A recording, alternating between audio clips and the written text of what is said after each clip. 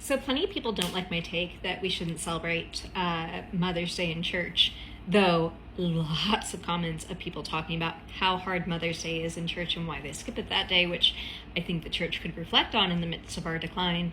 But here's the thing. I do think we can pastorally mention it and be sensitive to it and pray for the complex multitude experiences that people have. But I had to address one of the arguments people made in my comments, which is that for some women, church is the only way they will get celebrated. And that's why the church needs to do it. Look, the church picks up slack in so many ways in our society right now. If you live in the United States, you may or may not know that many of the organizations that are feeding and caring for people, especially when our government continues to cut aid, is religious organizations, right? Like we are running so many of the open kitchens and things like that.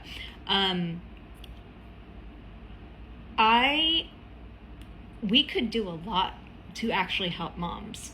We could make Mother's Day the day where we are doing an outreach program entirely focused on building up resources for moms who need diaper drives, formula drives.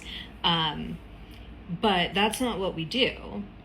Instead, we placate mothers with brunch and flowers that are organized usually by the other women in the church, many of whom are mothers, and we just continue to allow women to do emotional labor for women.